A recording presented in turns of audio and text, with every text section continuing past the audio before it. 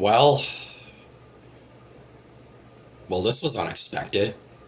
I wasn't necessarily meant to make this because I was kind of going back and forth on whether I should talk about it or not. But I just feel like this thing that this person has said is just so stupid and just so false that I just had to explain why. I mean, I'm pretty sure there's other people who have explained why it's not true, but I think I'm gonna do my take on it. So recently, about a month or so, somebody tweeted or not someone tweeted, but somebody said on national television that quote unquote pregnant women who take Tylenol is the reason why our kids have autism. Now, let's just stop and think about that for a second. Let's just break it down. Pregnant women who take Tylenol, a medicine brand, by the way, is the reason why children have autism, a condition. Now, if we really think about it, and if now that we have broken it down, it's pretty stupid and not true because there has not been any sort of evidence that backs up the claim as to Tylenol causes autism. There's no evidence that proves that. All the real evidence that recordably proves that is just an opinion, and that is not a reliable piece of evidence.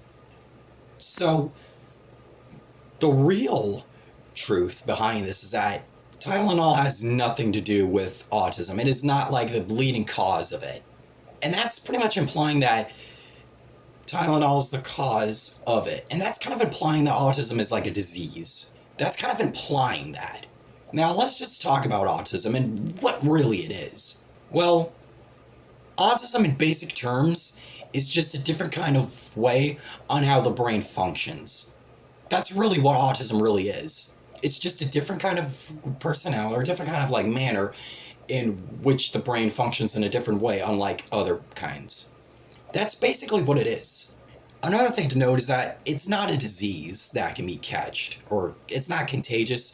You can't get sick by it. And just pretty much that statement of what he said, that kind of implies that it's a disease. And it's not. Autism is really just a condition. It's a condition that's based on genetics, basically. It's just a lifelong condition that can only begin at birth. It's not something that you can catch. It's really more of a kind of a different function of which, a different ability. That's really what it is. It's just a different kind of way, again, on how the brain functions.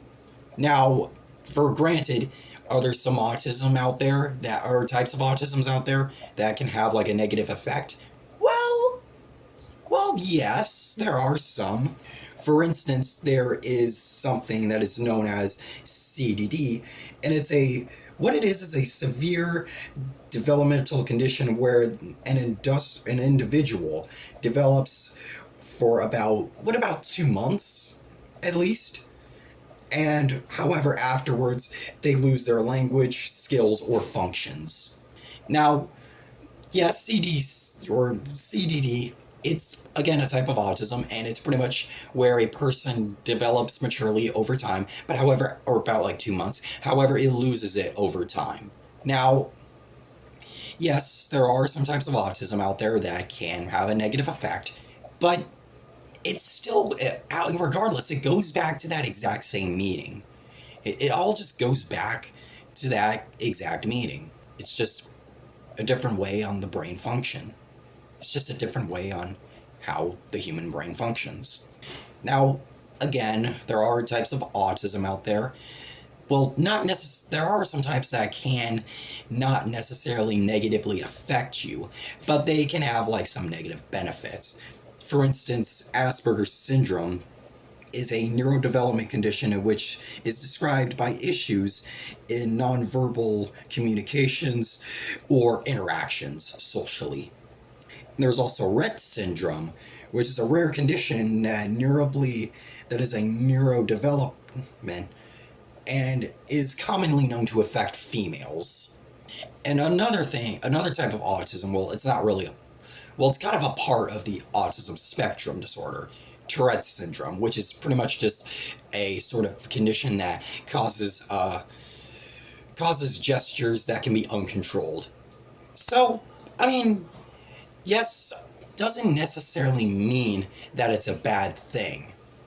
Pretty much. It all goes back to that exact same meeting. Another thing about autism that, well, this is not really related. Well, it's kind of. I mean, unless you have like a different theory on it, or unless a different opinion on it.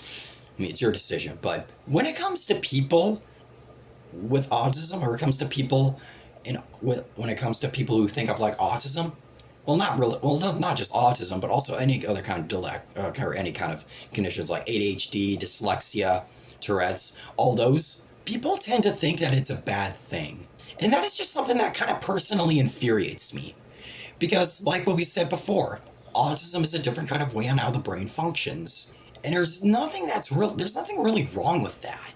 It's not really like something that can corrupt the brain. It doesn't corrupt the brain. If anything, it actually enhances it. In fact, a lot of people who are like disabled or mentally disabled or like physically disabled, they are not people that are like, not going to do anything with their lives. They're not people that are just there just to be there. They have a purpose. They kind of have a purpose to do exactly the things that human people or normal people would. For example, we all know Stephen Hawking, right? Or Stephen Hawking. We all know him. He was a person who was completely like paralyzed. He was unable to move, had to talk verbally, or not verbally, but had to talk through a machine. But despite that, he ended up becoming one of America's greatest scientists out there. So, how can people think that disabled people or autistic people don't have any sense or purpose in life when one of our greatest scientists out there was in a wheelchair? How can people think that? So again, it's not a bad thing.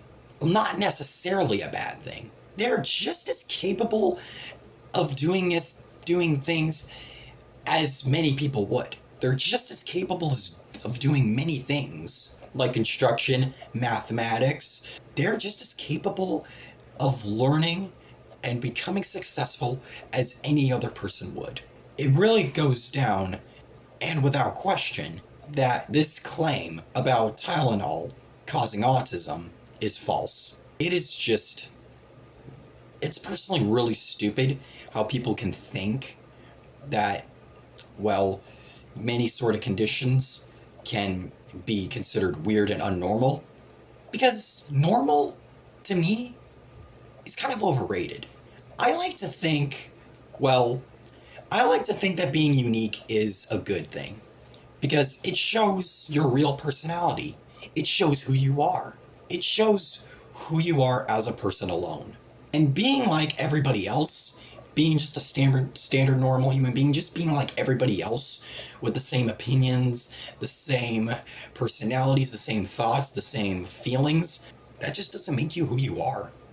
So, what I'm saying is that being yourself is really what makes you a person. And it doesn't matter if you are like autistic, dyslexic, have Tourette's, have ADHD, or anything like that. You're still you no matter what. You are still yourself. And no matter what people might think, you have potential.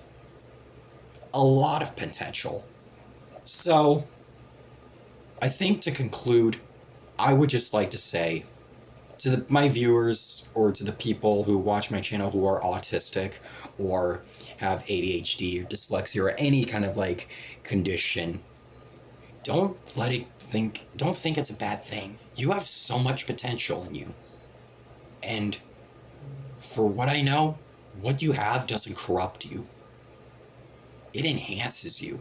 And I might go as far as to say that people who have autism or any kind of condition, I kind of like to think that they're smarter than a normal human being. So don't think it corrupts it, because it doesn't. If anything, what you have is what makes you who you are. So always remember that. Thank you for listening, and I'll hopefully see you next time. Goodbye.